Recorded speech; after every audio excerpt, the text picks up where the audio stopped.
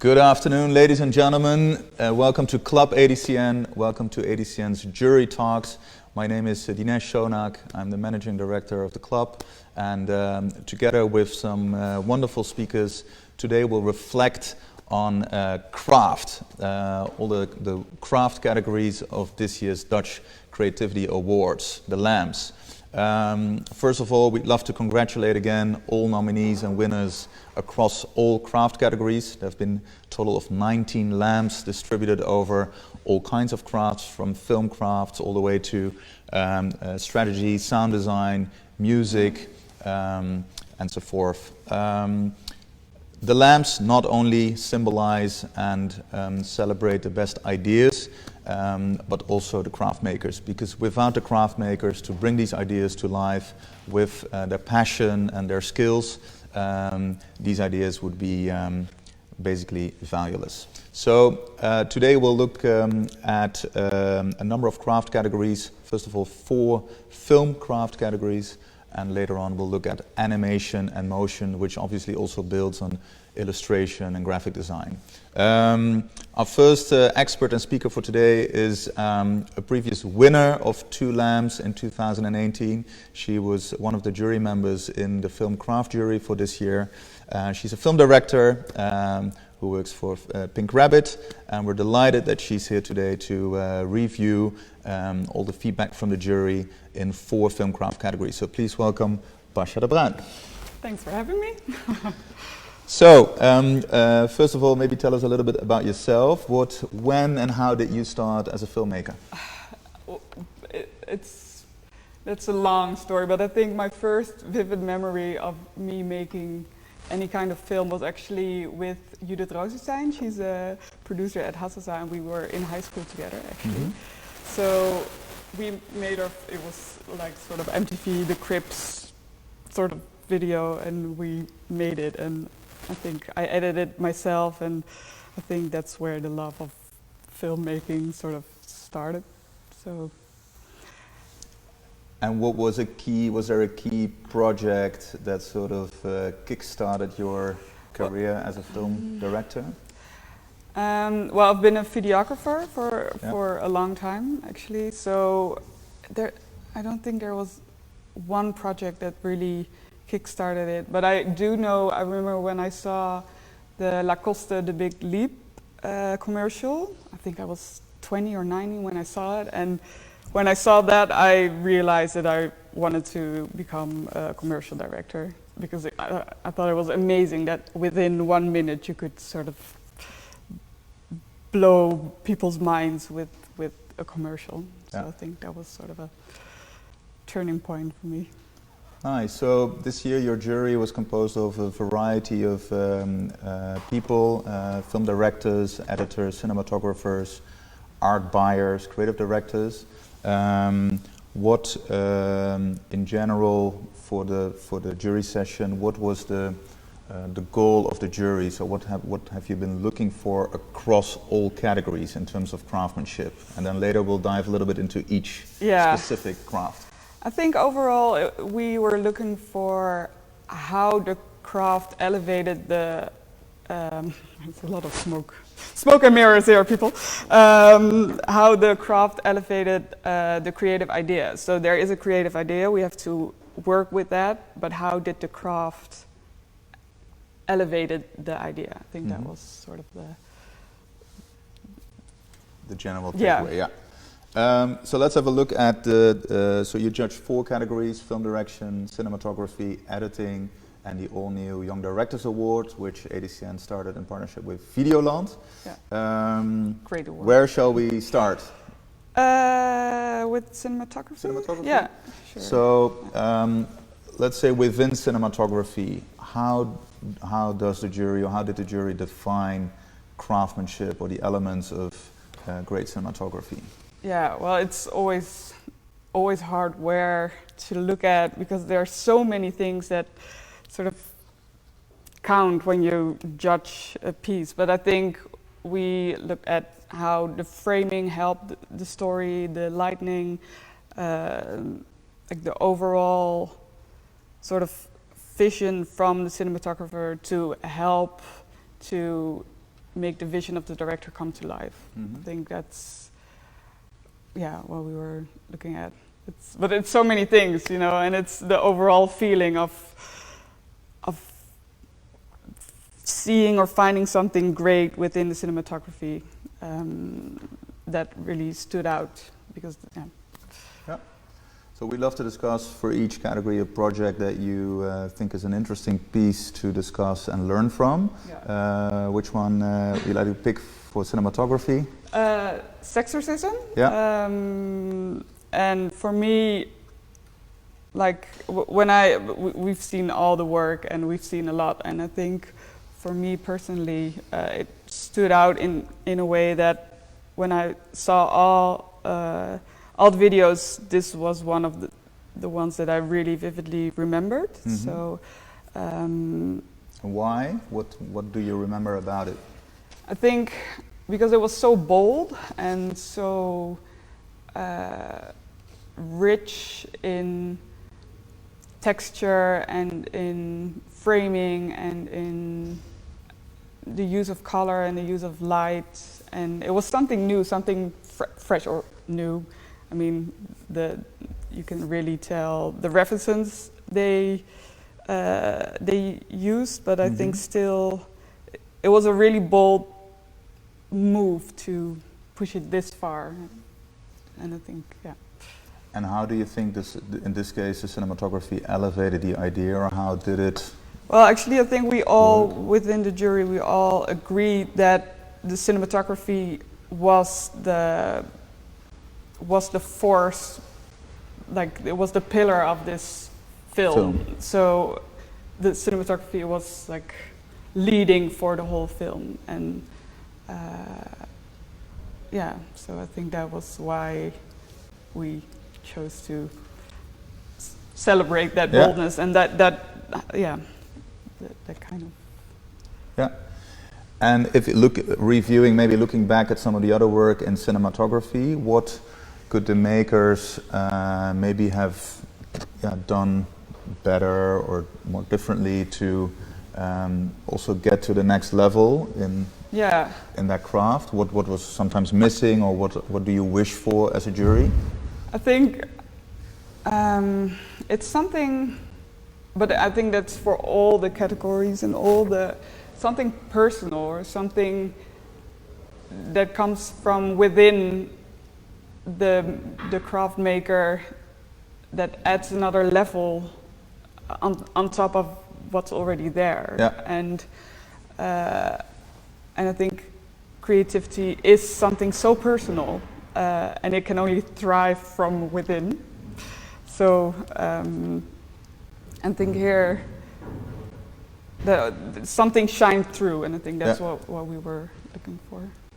And on that note, so to bring let's say personal flavor to a project where lots of people are involved, so the clients, the creative agency, producers, and so forth. How do you deal with that personally? So how do you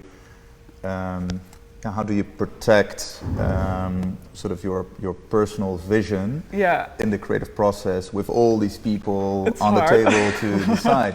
It's hard a lot of times because, like you said, like there's so many people involved. But I think if you feel it, then you should protect it. But how do I personally do it? I don't know. I just feel when something is right, and I feel when something is sincere, and then I'm trying to protect that the best I can. Also because they chose to work with me, so then they have to sort of work with me. Listen, should we have a look at the video?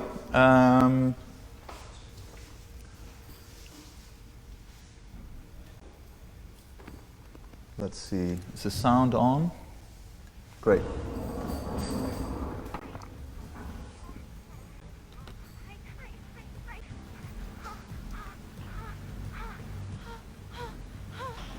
Is there sound?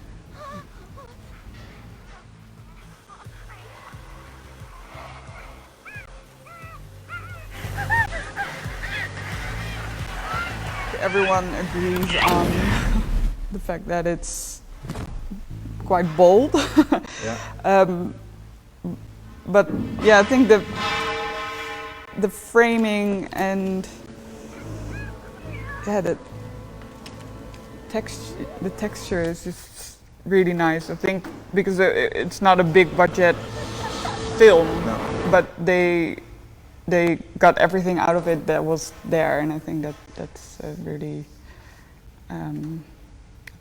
And more about each of the projects, so how it was briefed, what the idea, the craft briefing was, and essentially how the makers have learned from the entire creative process. So we hope that you'll during this summer tap into that source of knowledge, and especially also look beyond your own discipline or category to learn from how other makers go about their profession.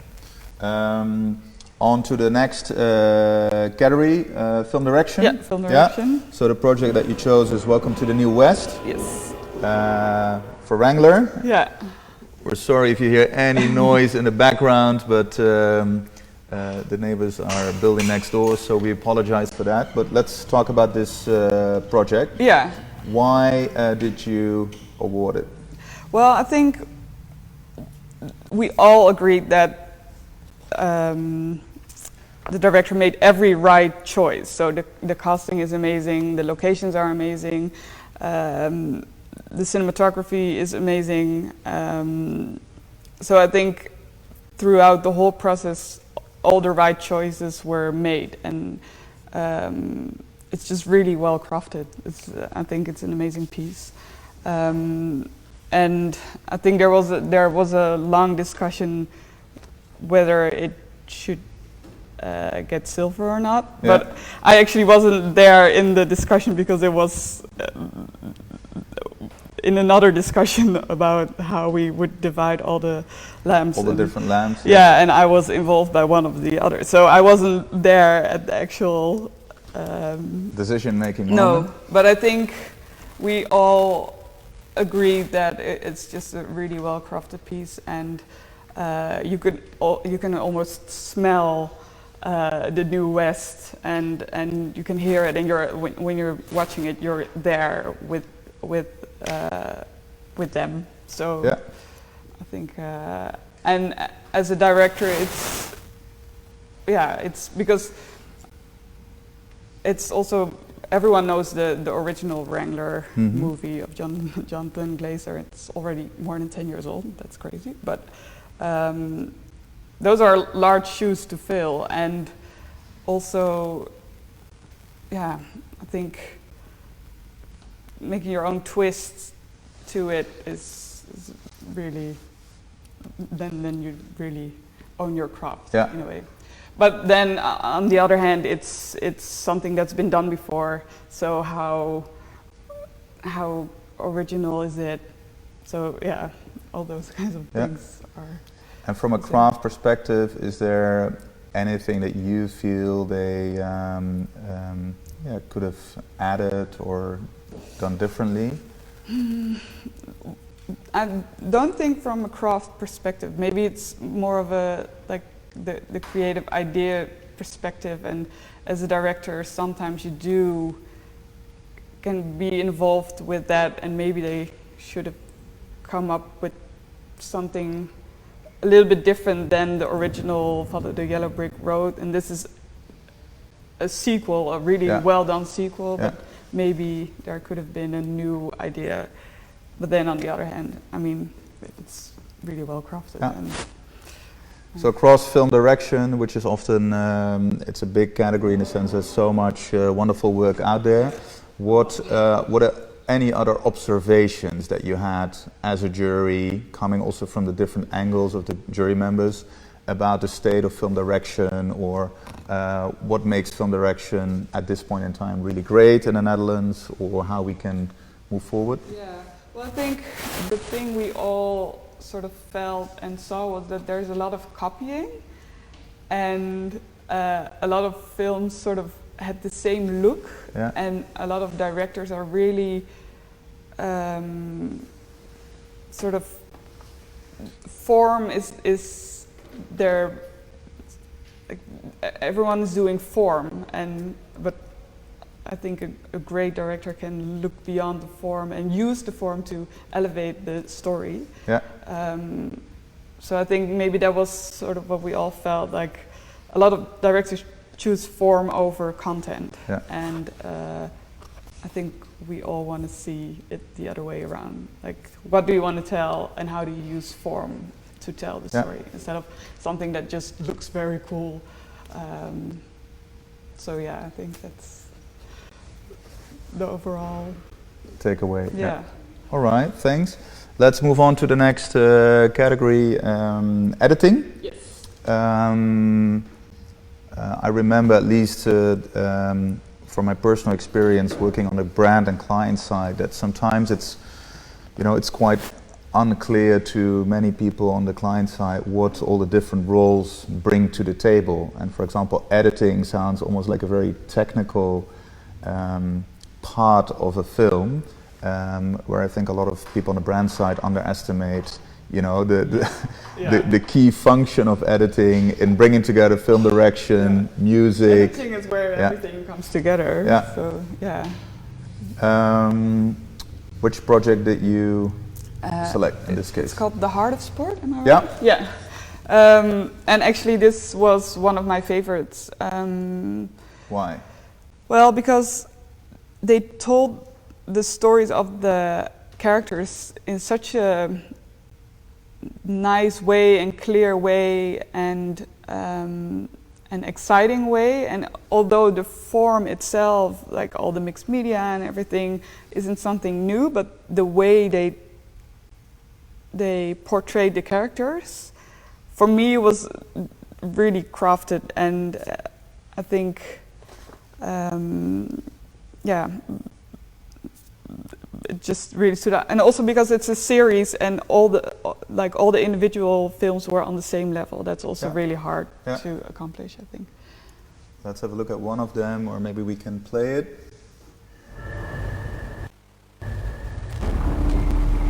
Anything you'd like to add to it, to voice over this editing? I think there's a great rhythm in it on itself, and I think the voiceover and the images sort of collide in a really nice way. And like I said, it's nothing new in a way. We've seen this form before, but I think they just portrayed the people in a really respectful way, and the message comes across really well. Yeah. So it's worth watching. All right. Well, that's what we make it for. Yeah. Well done. Then on to the final category. So a new award, the Young Directors Award. The goal of the Young Directors Award actually is to support young filmmakers in their creative development as craft makers, and to create a stage, but also more of a little platform for experienced people and young makers to learn from each other. Yeah. So after the summer, we'll be organizing a film creativity lab where all the entrants of the Young Directors Award will be invited to meet with the jury members and experienced filmmakers and to exchange point of views, career development questions, discuss a lot of work and see how different kinds of work can inspire the entire group basically to learn. So looking back at the Young Directors Award, what any takeaways in the form of recommendations? So what overall do you think young filmmakers can do to grow? Well, it's funny because I still feel like a young director myself, so it's weird to talk about it as like I know what I'm talking about, which I do, but still. No, but I think again, it's so important to develop your own sort of voice in a way, to tell the story like you want to tell it, and not like you've seen how other people tell their stories. It's really about finding, and it sounds so cheesy, but it's so true. Like, it's finding your own voice, and how can you personally make something work. And I think that's, as a young director, it's really hard to find that voice, because you get influenced by so much amazing work. But I think if you really concentrate on that, and every time you do a project, you sort of check in with yourself and like, why am I the one doing this? I think that helps to make great creative work. So actually a lot of sort of almost self-reflection in writing or visualizing your point of view. Yeah. And also because that helps, if you know what you want, it helps to protect your creativity when there are so many voices around you. And how was that voice displayed in the work that you picked? Well, because this is a very interesting, it's crafted really well, and we were all super impressed by the way this director directed the kids, because directing kids is tough. That's tough, and it's a craft, and she did it so well. But then why it didn't win is because we didn't really felt her voice throughout the film. Like we all know this story sort of form, like we follow someone, blah, blah, blah, and it's shot really well. The casting was great, but we couldn't really feel the maker's voice. So that's why it got nominated, but it didn't win. And that's why I wanted to discuss it, because it's beautifully made. So what would you recommend to this young director in terms of I'm a great fan of her work. I think she's so amazing and talented, but I think as a commercial director, it's that's something you need to learn to push your own voice through. And I think like in the next commercial it will be even more visual. All right. Well, we're going to have a short view of the clip, and meanwhile I would like to thank you for being part of the jury, being here today to share some of the feedback from the jury. To all the nominees and winners, you can find the feedback to each project online, and we think it's been carefully written by each of the juries, and we hope that you take away some of the learnings from it in shaping that voice and that vision and becoming a better craft maker. So thank you so much, Basha, for joining us today. Feel like coffee time. Exactly. And now, meanwhile, have a look at the clip, and we'll have two new speakers on the sofa to look at some of the other categories. Thanks a lot. Thank you. What you feel is never wrong. What you love is never gone. You've been dreaming of this day, so play on. You don't need to hide away. You can be yourself today. Life is a song, so play on. Play on. We'd love to welcome two speakers, two winners actually from this year's awards. So please welcome Asli Zeren, creative lead and writer at Ambassadors, and please also welcome Vincent Lammers, creative director and partner at Ambassadors. So congratulations on winning silver in the animation category. Thank you. Thank you. For the project Times Are Changing, created for Unox, together with TBWA Naboko. The project was also nominated in various categories, and we'd love to dissect, analyze, understand actually the creative process that went into the making of this project. We'll do this from an animation craft perspective, but obviously in animation there's lots of other crafts, including illustration, graphic design, and music, sound, everything is in there. So let's look at it at a little bit of a holistic perspective. So first of all, we'd love to ask you, what was the creative brief originally to the agency, and then to you guys?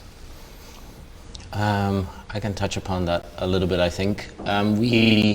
I think we got a phone call last year in January. I got a phone call from Peter Burger from TBWA. It was like, Vinny, we got a script on the table for animation. Do you want to come over and talk about it? I was like, yeah, sure, let's do it.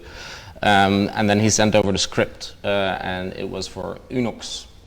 And it was this story about a little girl who was the only daughter of a third-generation butcher family.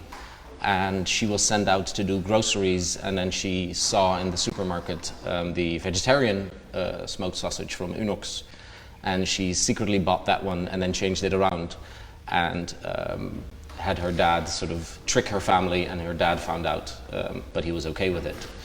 And we took that and actually did a lot of research. I put this slide here, basically when we got the Unox brief, and animation was part of the brief, and we always try to figure out, okay, cool, but why do we want to do animation? And their thought behind it was we need to, we can't talk about vegetarian products without talking about meat. Mm-hmm. So we need to show meat. But in live action, that might not look that tasteful, and the whole idea about a butcher family. So they opted for animation, and then they also started talking about this is the vegetarian range of products, so we might want to do something differently for this range. Mm-hmm. So we did a lot of research, and this was actually interesting getting Asli involved from a writing and creative point of view on our end, because she had no connection to the Unox brand as I do, or as we Dutch people do, with the tune and with what it stands for. So we could really dissect of like what is it actually that the Unox brand communicates, and how are we going to translate that in animation. And this is what it looked like. Yeah, it was. It's all about family. Yes, very Dutch-looking families and dim lighting, quite a lot.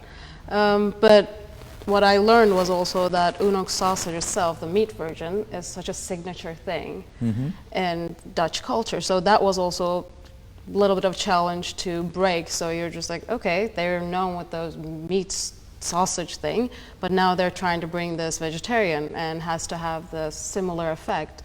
And yeah, that's why I think they also just like wanted to something with the new and just try something else out. And yeah. If you go to the next slide, that's what we basically came up with. It's just some stills from the movie. But we had a lot of conversations about the characters, and we very much approached it from a sort of writing character point of view. This was one of the first times for us, like we've done a lot of characters, but they were animals. We've done a lot of sort of 30-second commercials, but this one was going to be a lot longer, and it was going to be a lot more story in it. So we tried to develop the character of Anna. When we got the original story, we felt the moment that she decides that she wants to go for a vegetarian sausage didn't have enough weight, so we actually flipped the whole story around and turned Anna. She actually had an older brother and a granddad also in the original script, and we turned her into this sort of nature-loving girl who had a dog, her best friend. Pip. Came up with the best Dutch name for a dog. And they go to nature all the time, and they have fun, and they roll around in the grass, and they climb things. Yeah. And that's where she sees these cows and has this sort of moment of like, hey, I'm going to do something different today. But, yeah, that's the thing. But also what was challenging is, in this situation, you don't want to show meat as a bad thing. So it's not, you can't, like, we're using meat, but there shouldn't be any hate towards it. It's not like meat murder, just like whatever, red paint all over it. So it's just, it's still being respectful to what's happening with meat. And actually it's just like being a butcher, it's the most respectful thing that butchers can do. They do it themselves instead of doing this mass production, and still respecting that, but you know, you don't have to eat that every day. So just like still having a positive message while throughout the whole thing, basically. Yeah. And yeah, so her connection to the nature was very important to us because of that. How did, in that phase of the project, how did you collaborate between the client, the agency, your team? What was sort of what were the key moments maybe in deciding on how to flip the script or how to rewrite things to get to the level of story that you all loved and went for? Lots of cups of coffee. Fighting? We have a very good relationship with TBWA, and the creative directors on this, Dennis and Eric, are incredible. And we believe very much in an open process, and they also believe that. And Unox was completely on board and very excited about that too. So even the meetings were not really presentations or feedback moments, but they were sort of soundboards and catching up. It's like, hey, we were thinking this, hey, we were thinking that, and they challenging us. Eric is very good at that. In meetings, he almost always asks questions. It's like, is this the best way to tell this moment or to tell this story? And us also challenging them is like, are we telling it in the best way for Unox, or are we trying to push something else here? And where do we want to put the focus? If you go to the next slide, there's a little bit about our process. Basically, as we have all these conversations with the agency and with the brand, Dennis and Eric were with us, I think, twice a week, every Tuesday and Thursday morning. We had around an hour, 2 hours talking through the projects. And they were also on the floor, so it's completely open. We share an insane amount of sketches. And that actually on the left was the first sketch or style frame we did for the pitch. Yeah. And then we just start thinking of the character. What does she do? Thinking about little scenes. They don't even have to end up in the movie, but Asla worked closely with Rachel on the type of character. Like, she's a little bit of a stubborn kid, but when she walks into the house and she's all muddy, she still takes her shoes off. Like, all these... She's not bratty. Like, that was the thin line between it. She has confidence and she knows what she's doing, and she's a little bit rebellious, but not in a disrespectful way. No. Still loves her family, still doesn't want to hurt them in any way. So it's just it was a good little mix. And that's why she had curly hair in the beginning that we really wanted. But ended up, especially for me, whenever I see curly hair, and yes, please, because I'm dealing with this. So it's just like, it was very exciting. If you go to the next slide, we have a lot of, different hairstyles for Anna. And this is just a few of them. We do so many sketches and quick ideas. We also believe, especially in the animation process, like sketching and drawing in the beginning is the cheapest quote-unquote thing you can do. So you can very quickly explore things. And so craft and the creative process really, really come together when like agencies like TBWA, Dennis and Eric, and ambassadors work together. And actually, we were very outspoken about the curly hair. It's really outspoken. The brand manager of Unox actually used to work for L'Oreal, so she also suddenly jumped into that whole conversation when we were talking about hair with them. And we wanted to push for the curls because she was stubborn and adventurous. Yeah, also just like when like she's running around, the curls will also go in their own way, so it would kind of represent her a little bit better, we thought.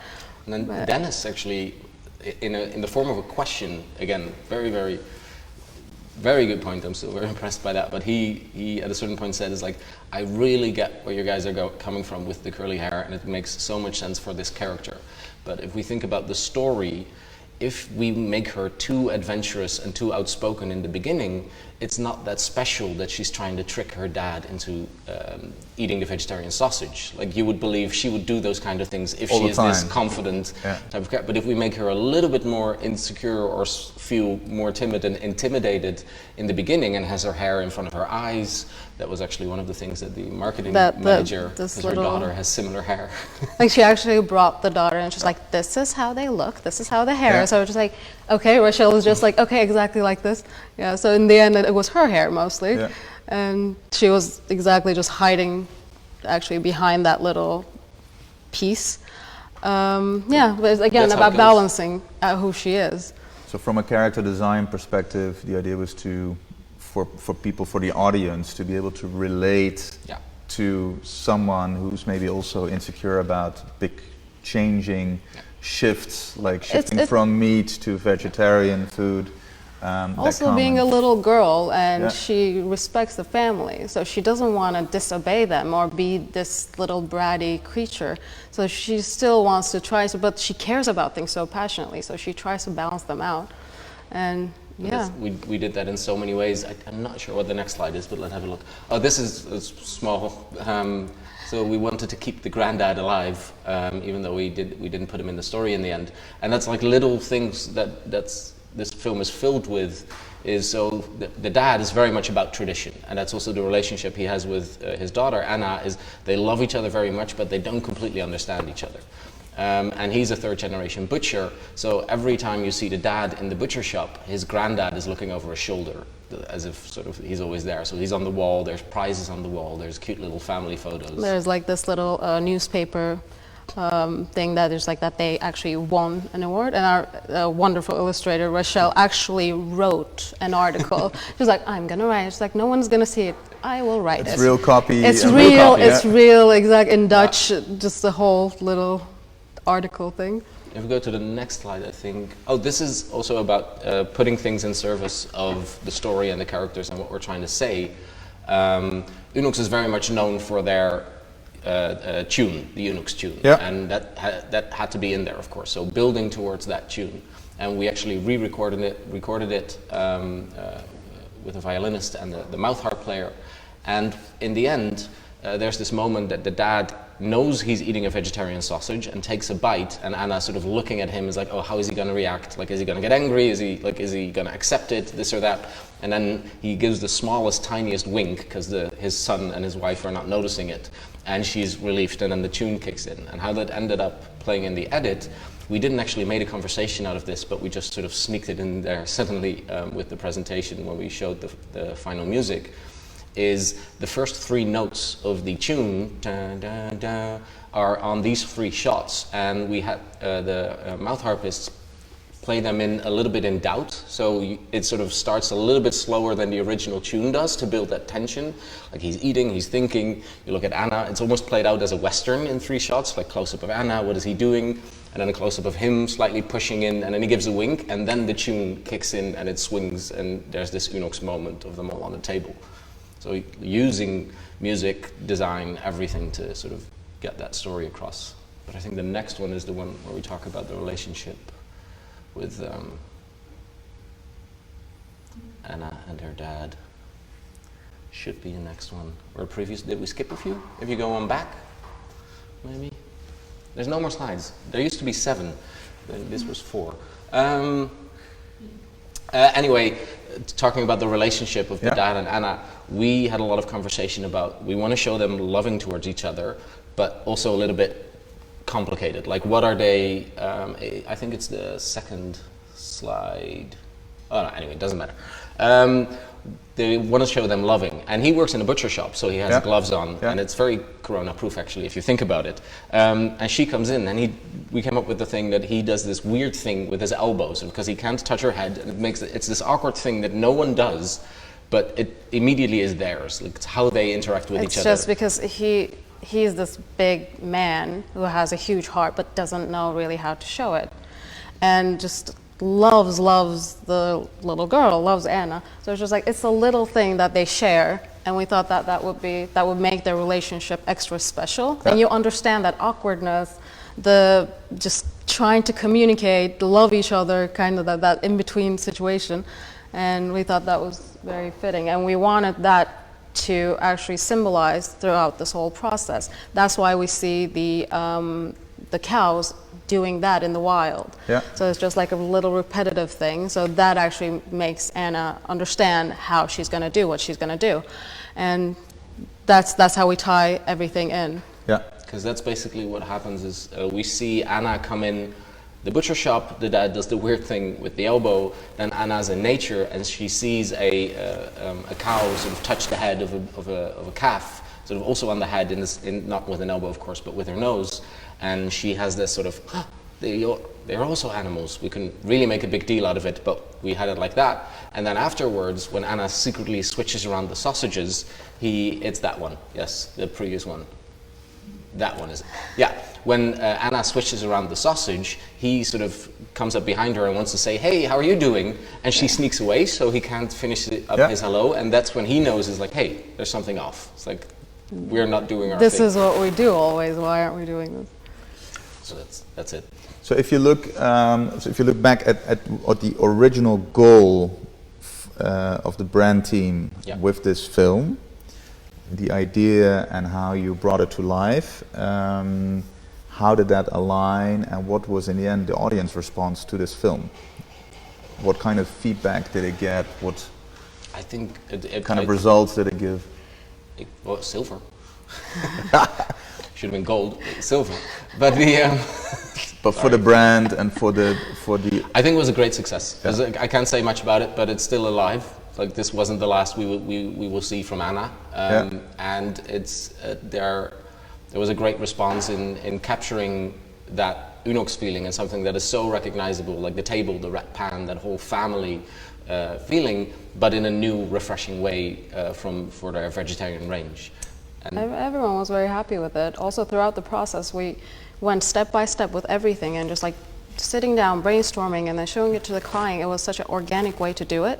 So it was no surprise also in the end, just the fact that they were very happy and impressed with it. Yeah. And in the end, we heard really nice things about it in general from Unilever also. no, and even like we are, like I said, very open with the process. So we share a lot. Like there's official moments we need to present things, but in between we always like, hey, we thought of this. Hey, we thought of this. And Unox was also very much a part of those conversations. And there was actually near the end, I think 2 of the last presentations, so not the final presentations, but 2 of the last presentations were even with Thijs on the Unox side was like, do we have to need this meeting? Like, just email it. You guys got it. You guys have, like, are thinking about this way deeper and all the details. And there was so much trust of all the 3 parties because we were constantly asking each other questions. And we didn't have this agenda of like, oh, we just want to make an animation film. We wanted to make an animation film for Unox with this story. And the agency had the same mission. So we all had the same purpose. And we're using our talents and expertise to get there. And when you're very open about that, then it's an incredible process. Yeah. So are there any personal learnings for both of you that from this project that you want to take forward into the next film or another work? So what was a key success factor to both of you in this process that other craft makers in all types of disciplines can learn from or should be asking for? The biggest thing is communication for me, because it moves very fast when you actually communicate, and everyone is just like knowing their part and trying to help. So it's not like I do this and I don't do anything else. Everyone's trying to make, in this one, everyone tried to do their best and just like help out in every way, just like ideas, just exchanging all the time to make it even better. Like everything, every little thing in this has a story. All the people, those stand-ins are even, they have their own stories. It's just like when you collaborate with these type of people and just like communicate well and there's no real egos going on, then yeah, you can come up with something like this, and that's what's important, and just putting the egos away and trying to communicate and trying to make something beautiful. That's the biggest thing, is it's very much about communication and doing it together. There's a lot of like directors or studios or artists who feel is like, oh yeah, this is the brief, and they close the door for 3 weeks and then they present and this is what I came up with. And we believe that everyone needs to be in this weird adventure of making a film, and we're going to figure it out. And that's also one of the reasons, like, to some people it's weird that at Ambassadors we have a creative team with art directors and writers, and there's sort of this trend going on now of production companies also working directly for brands and sort of doing the agency thing. And with us, it wasn't necessarily that we saw a market opportunity or wanted to be an agency. It's we saw that when we have people on the floor who understand and can connect with the creatives at an agency on that deeper level of why we're making this film and why we are telling this story, or what are we trying to communicate, that we can build the bridge and connect that to the artists and the craft. Because what happens if you don't necessarily have that creativity run through your studio? You get a presentation once a week, and then you get feedback, which is a list, and then you need to do this and this and this, and then you see them again next week, and it's like, is this what you guys meant? And making them a part of that process, and pulling away the curtain and not being afraid, and also like take the opportunity that when you can educate someone on the process or can educate yourself, take it. So we've showed really weird renders also to Unox. It's like they were gray and the eyes were popping out, and like in animation things looks weird sometimes because there's so many different parts moving. But if you trust them and they trust you, and we all constantly have that goal in mind of we're trying to find the best execution for this great idea, then it can only support the process instead of sort of destroying it. Yeah. Well, wonderful. Thanks for those takeaways. Actually, it all comes down to communication. No egos. Leave your ego at home. and have Everyone's trust in working each from home other's now. Yeah, faith. exactly. It's all that That's what it simple, is. in fact, in the world of creativity and craft. Yeah. We'd like to congratulate once again for this brilliant piece of work. Amazing skills were displayed both from an animation, VFX perspective, in bringing the story to life, and yeah, we can't wait to see what's next for the young girl and for Unox in building that world of veggie food, actually. So thanks a lot for giving a peek inside, actually behind the scenes of this project. This is actually it for today. We'll come back with more programs around craft after the summer. So we hope you will be tuning in and coming to our club to be part of sessions, training, talks and other stuff to help inspire your craftsmanship. Tomorrow we'll reflect on the final section of awards, the next awards, which are all about next generation creativity. So we actually have 5 speakers tomorrow. Bas van der Poel, creative director at Space 10, will present his views on how to lead for innovation, so how to set up innovation culture within your company. We've got Femke and Safi from the Impact Jury on defining the type of leadership needed for impact. We've got Charlene, who will reflect on side projects. Finally, we have got Emilio, who will reflect on this year's Talent Awards and which skills we all could help talent develop. So thanks a lot for joining and taking the opportunity to learn, and hope to see you back tomorrow. Thank you.